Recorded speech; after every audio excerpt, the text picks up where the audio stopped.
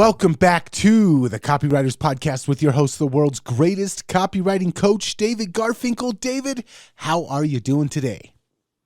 Nathan, I'm good. How are you? I'm doing fantastic, and I'm looking forward to today's conversation. Wink, wink. Yeah, I hope very good. Let's go ahead and jump into what do we got for the listeners today? Well, let me start 30 years ago. About 30 years ago, I saw my first Gary Halbert newsletter. It was printed on paper, old school printed newsletter, and I was blown away. I didn't know what I was reading, but I couldn't stop reading it. In fact, I must have read it 20 times. I've been writing professionally myself for almost 20 years, but I didn't know how to write like Gary was writing. And for a good long while, I couldn't figure out what he was doing. Now, I do know now. I know what Gary did, the way he wrote. I also know that it was unique and is beyond my power of description today. And I won't even pretend that I could write the way he could. I can't. Who can? But I did figure out a couple of key things that launched my copywriting career and led to millions of dollars of sales from my copy. The first thing was he knew how to sell with the written word, which is something we've talked about a lot on this podcast. The second thing was that he wrote in a totally conversational way at the same time he was selling. And that's something we've never really dug into before today on this podcast.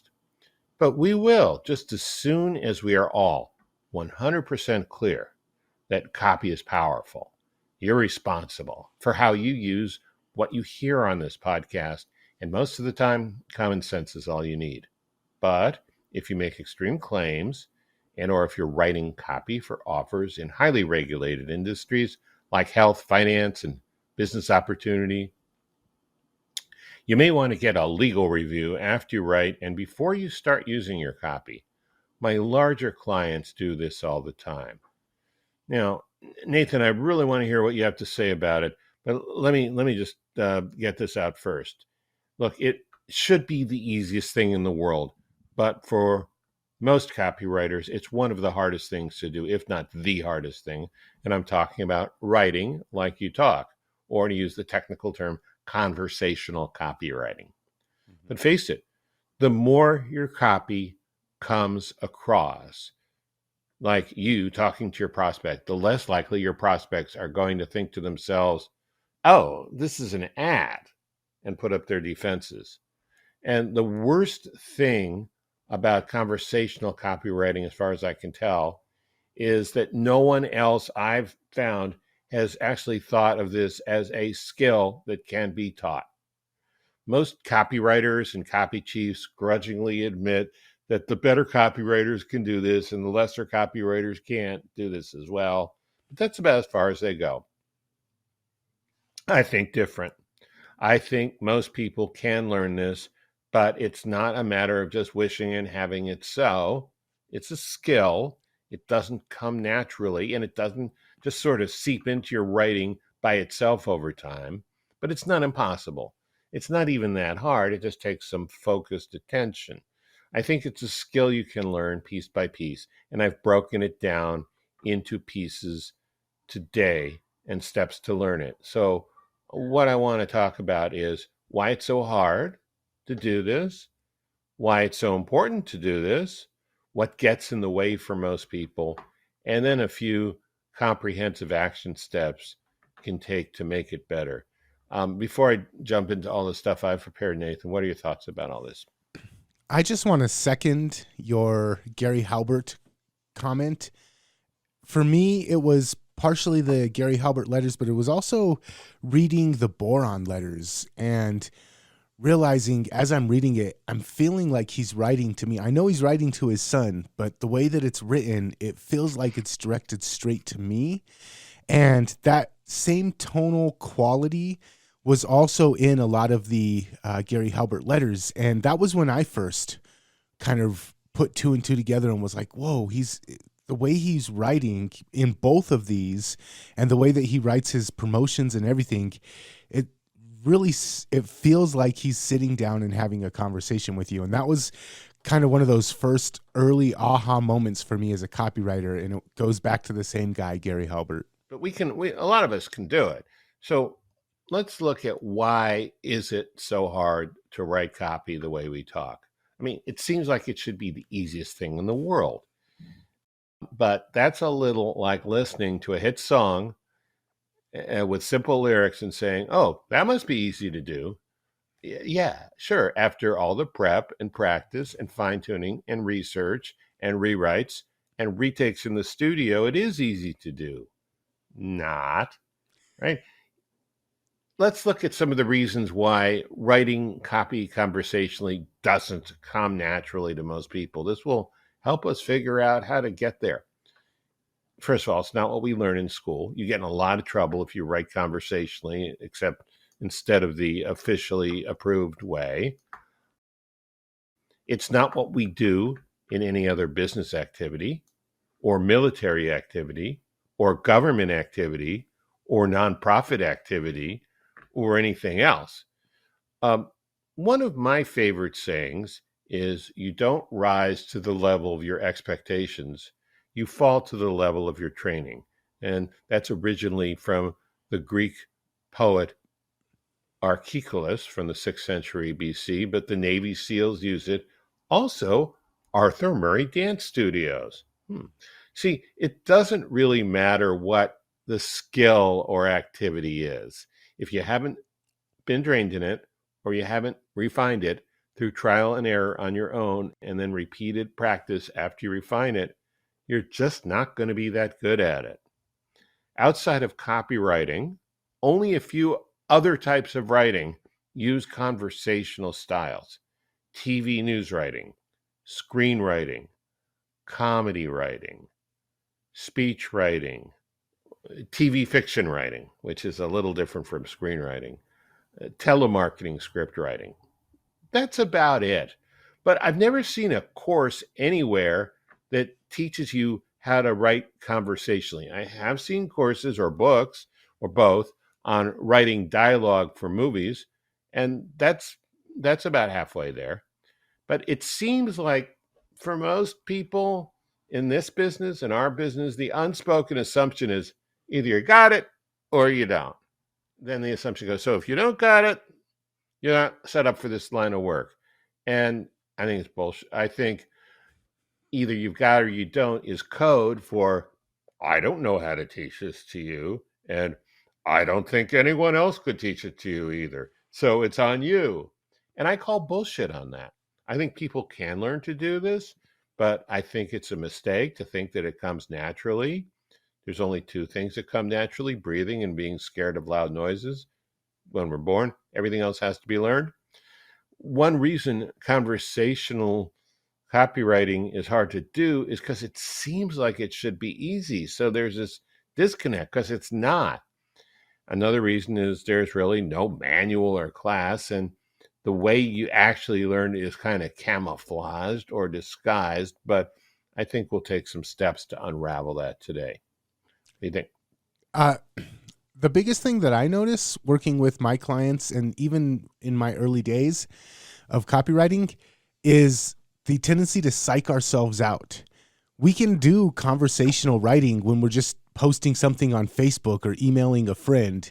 But as soon as we're like, I need to convince someone, so I've got to grab their attention and I've got to hook them in and I've got to make this persuasive and I've got to hit the transformation points and the benefits and make sure that and so we start to psych ourselves out with all of these things that we have to accomplish rather than just letting the conversation flow. So that's been my experience. Is even myself as a veteran copywriter, I still sometimes stop and I say, well, I'm just totally psyching myself out right now. Well, I'm really glad you brought that up, because there's a point to what you're saying, and it's also why it's harder, because when we say all those things to ourselves, we're not making it harder than it needs to be. I think we're actually setting criteria to do something that we're not as comfortable doing as just posting on Facebook or some other blog or social media. But I have some points about that. I'll get to that. I'm glad you brought it up. Okay, so let's handle this question. Why is it so important to be able to write the way we talk, especially in copy? And this isn't like optional. There are real advantages to being able to write conversational copy, but more important, severe disadvantages to you, to your client, if you're writing for a client, if you don't know how. Because copy that is not conversational is either boring or, what's worse, it reads like an ad.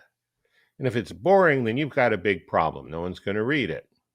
If it reads like an ad, it could be exciting, even interesting, but your reader is going to put up their defenses, and your chances of building trust and making the sale, they go way down.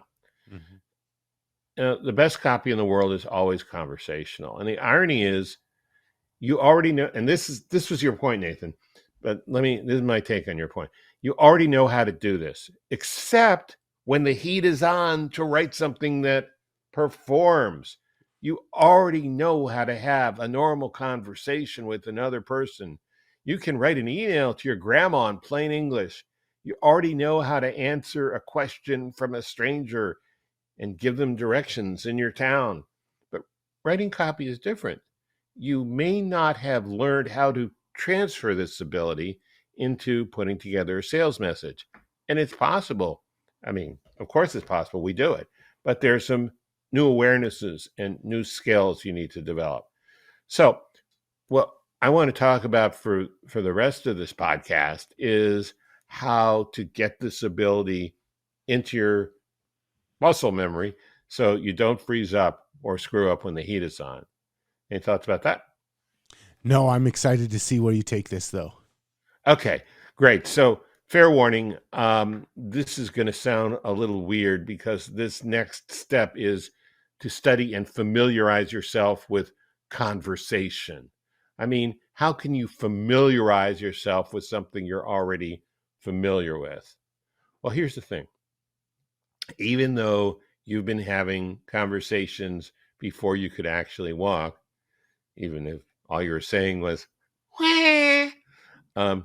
you only know about them in certain ways, and probably not in the professional way you need to know about them to write conversational copy.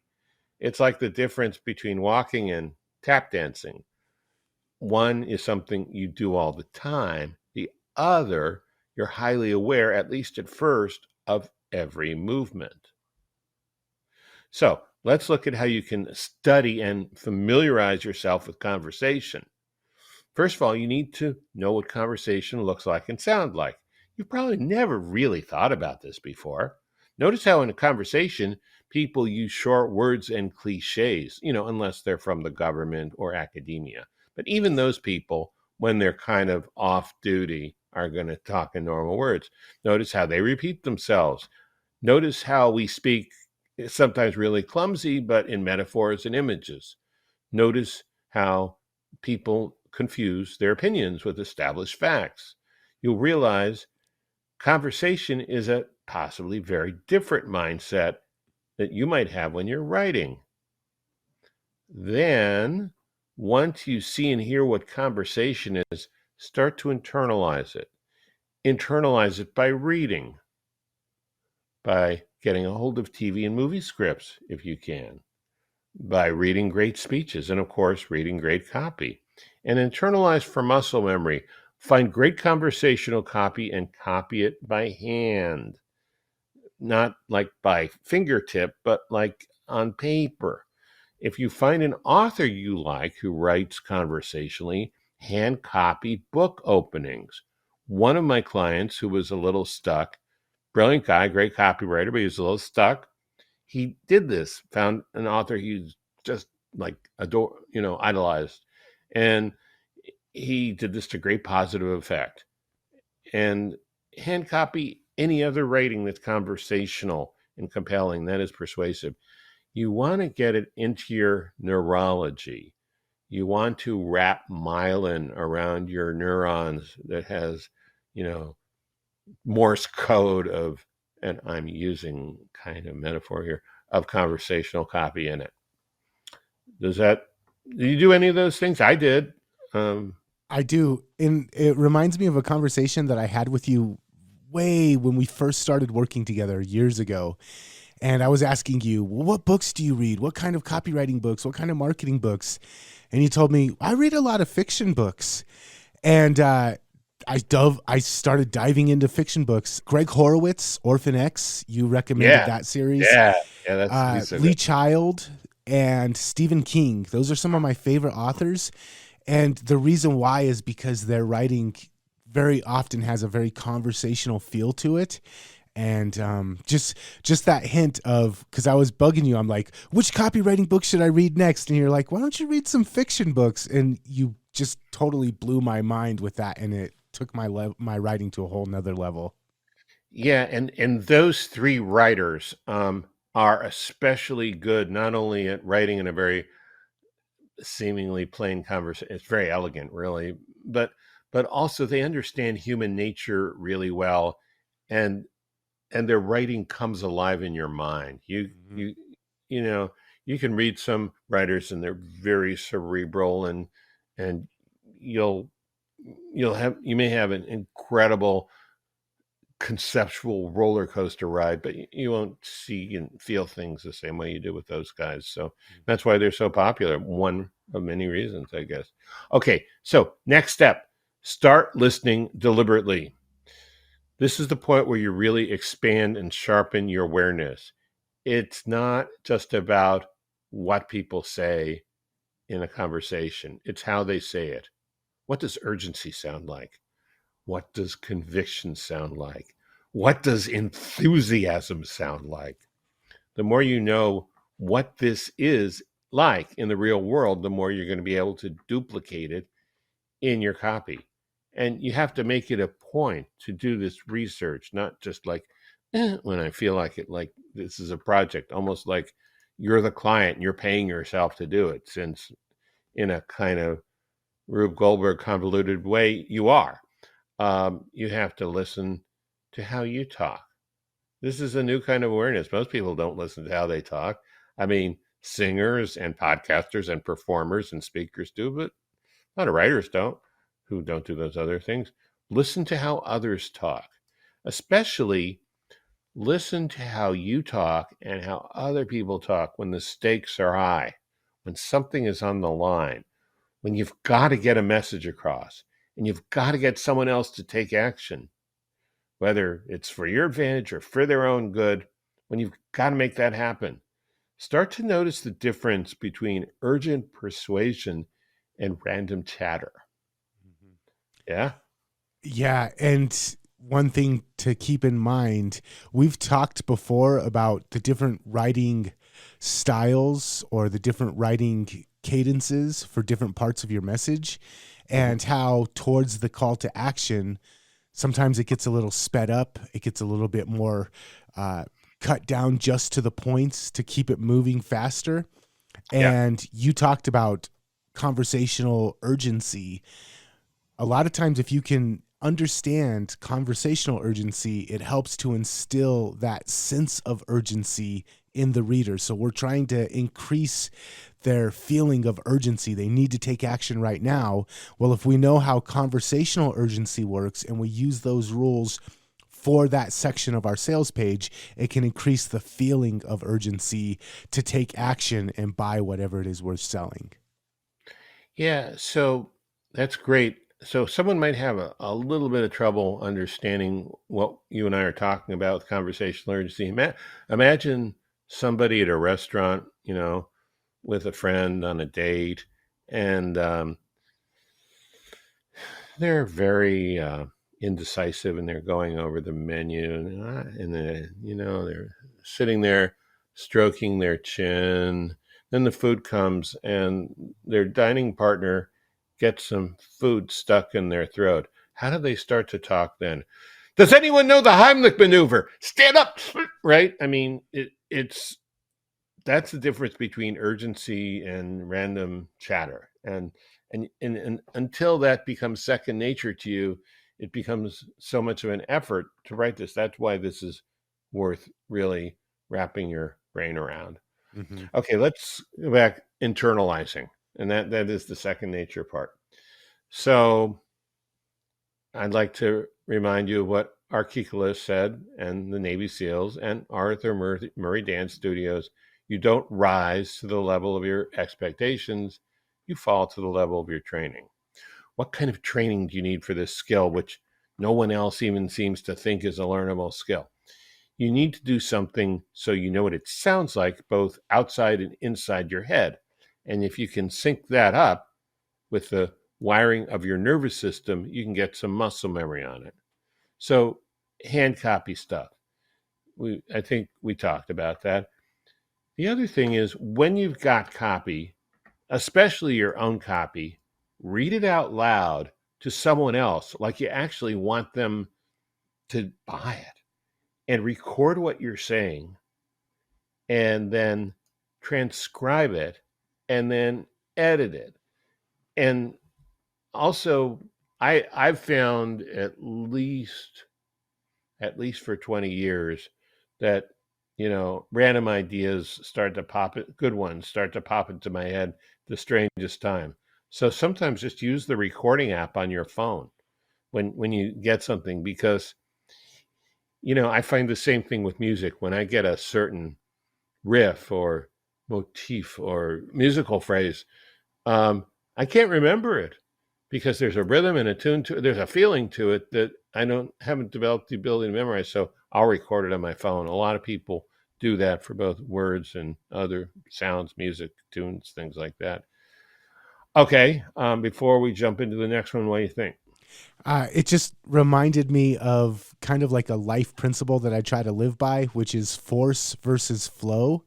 When you're talking about music, sometimes dance, sometimes just writing, sometimes it just flows to you. And that's when it's the most conversational. But when you're trying to force something is when we really run into that resistance and it feels inauthentic, robotic, just not very natural. And so just when you were saying that, especially when you brought up the music and the riffing on the music, sometimes you just find that flow and you just sink into it. And that's when the best stuff comes out.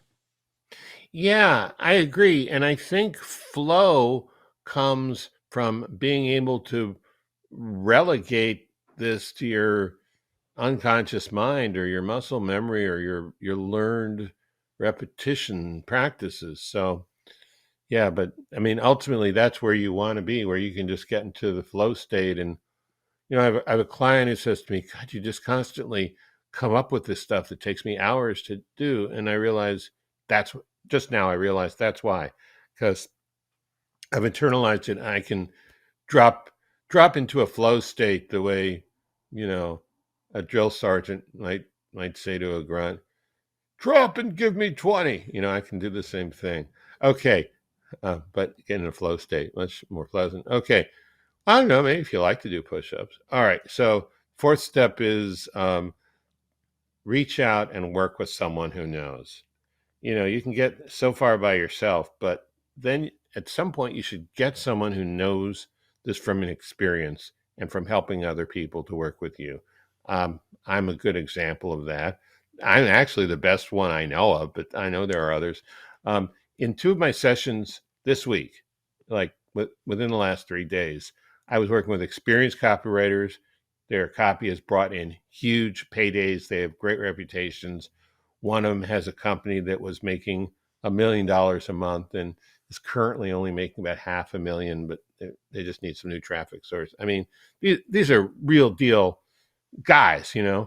Nevertheless, with both of them in different ways, we spent a large part of our time working together on making some of the copy a little less factual, logical, and bland, and a little more conversational without making it all hypey or ridiculous. So my advice is get a coach who can help you with this if you can. Maybe you can't, or maybe you're not going to do that. If you're not going to do that, see if you can find a copywriter who maybe they don't know how to coach, but they know how to write conversationally and know how to spot it, and make a deal with them. Offer, I don't know, wash their car, do research for them, walk their dog, find some way that you can make a deal where they'll go over your copy. They may not even be able to tell you how to fix it. They might even be able to say, this is good, this is not, right? Um, at least that. So you're taking advantage of some experience. And further down the ladder is work with a copy chief. And I don't mean a coach who calls themselves a copy chief. I mean an actual copy chief at like a direct mail publisher, a direct response publisher. I found that writing conversationally is usually not their strength. Although, I mean, I can think of one, and he might even be hiring, and he might not. So don't don't hold me to this. Mike Morgan, who we've had there, he's copy chief at Money Man Press. He's really good at conversational copy, and I'm sure he's good at coaching it too. And he's also got someone else. He's got a team who can help you with that. So that's like an ideal example. And if you can find someone who's going to help you with that, they may be more about getting the job done than helping you develop your skills. Because when they're paying you, they're not your teacher, your coach, your personal development assistant, right? But some feedback from someone who knows is better than no feedback at all. What I did was I went and found the world's greatest copywriting coach and offered to help produce a podcast with him. So it's a little bit more than washing a car, but yeah, there's ways to make it happen. Yes, just be creative. Okay, so let me recap the 4 steps. 1, study copy that's conversational and familiarize yourself. 2, start listening deliberately to how you talk and how other people talk in conversation. 3, start internalizing conversational copy. And 4, reach out for expert help. And that's about it. I'm gonna add a 5th one, and Okay. if this episode goes a little bit longer, because I want your take on it. All right. Big mistake I see people all the time making is writing to an audience rather than writing to a single person. So starting the email off with, hey guys, or hey, I mailed you all my last whatever. And I know that one of our mutual friends, Joe Schriefer, one of the things that he really hammers down on is having one person. They even have a stuffed animal toy or action figure of the guy that they're writing to right there on their desk. Yeah. I'd like to get your thoughts on the conversational benefits of writing to one person rather than writing to a broad audience. At a logical level, sometimes people will sit around and watch TV together, but I have never seen more than one person at a time read a sales letter or watch a VSL, So you're even if they do, you got to assume you're writing to one person. And of course, it's true that a really good performer can make you, when you're in a group, feel like they're connected with you. But I don't think it works that way in copy. And certainly in conversational, I mean, how many conversations, do you have with people who say, well, Nathan, as far as you and all the other people in your neighborhood in Colorado the people don't talk that way, so sometimes this is hard for people because they figure, well, what if I choose the wrong person? And the answer is, okay, I got a surprise for you. It's better to choose the right person than to choose the wrong person. But unless you choose the really wrong person, it doesn't matter at all. It's more the energy of one-on-one connection than it is the specificity of that individual prospect's life. It's more the energy of one person talking to another person and, their care and concern about things that are important to the person they're talking to than it is. Yeah, I know we use a target, but it's not really like you're at a shooting range and you need to hit the bullseye. It just doesn't work that way. Mm. And I just kind of think of it as like a bunch of people standing around the water cooler, or a bunch of people at dinner having a business meeting at dinner or something. Yeah, there's a lot of people there. Yeah, there's a big audience, but more often than not, the best conversations are the ones that break off, where one guy is sitting next to a girl and they're talking to each other, or at the water cooler where one person and another person are engaged and the rest of the people are just kind of watching. Even when there is a broad audience, like your whole email list or everybody that's going to see your Facebook ad, the best conversations, even amongst a group of people, are the ones that happen between two individuals. So when you're writing, to keep that conversational flow, keep in mind the importance of a conversation between two individuals. And I think that'll definitely help out your copywriting conversational skills. Yeah, I agree. You made me think of the streaming show Severance, which I just saw. Um, it's an office drama, and it's a really dystopian science fiction thing. But I was thinking, it's basically about four people that work together in an office. But when the deal's going down, when they got to make a decision, it's usually just a one-on-one conversation. The reason for that is that's how human beings are. Mm-hmm. And that's really important, especially if you tend to be idealistic. I don't care if you're idealistic on the right, on the left, or you're an idealistic moderate. I really don't care. You can't expect the world to be the way it should be. You can hope that it will, but if you want to sell to people, you got to sell to them in the world that we live in, the way the world is. So, yeah. Absolutely. David, man, a wealth of knowledge on today's episode. Before we're out of here, do you want to recap those four and then also include writing to a single person? Yeah, okay, that sounds good. One, study copy that's conversational, both with your listening and with your reading, and familiarize yourself. Start to analyze it, step back, categorize it, realize the structure, realize its qualities. Two, start listening deliberately to how you talk and how other people talk. Three, start internalizing conversational copy.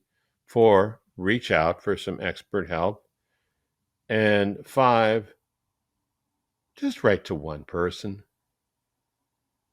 Yeah. Absolutely. David, thank you so much, man, for putting this together. And the last one that you mentioned before, the one person thing, you were talking about getting a coach, and we kind of went into that a little bit.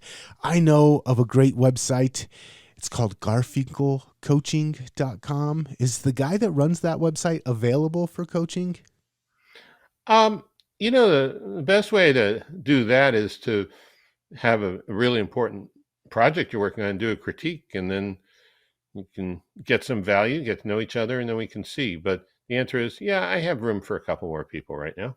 All right. And that's Garfinkel Coaching. Garfinkelcoaching.com, if people want to check that out. GarfinkelCoaching.com. Yes.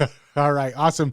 And also, if you enjoyed this episode and you want to catch more, you can always head over to copywriterspodcast.com. Make sure that you like the podcast, subscribe to it, leave a review if you're feeling generous. And until next time, we will catch you later. Catch you later.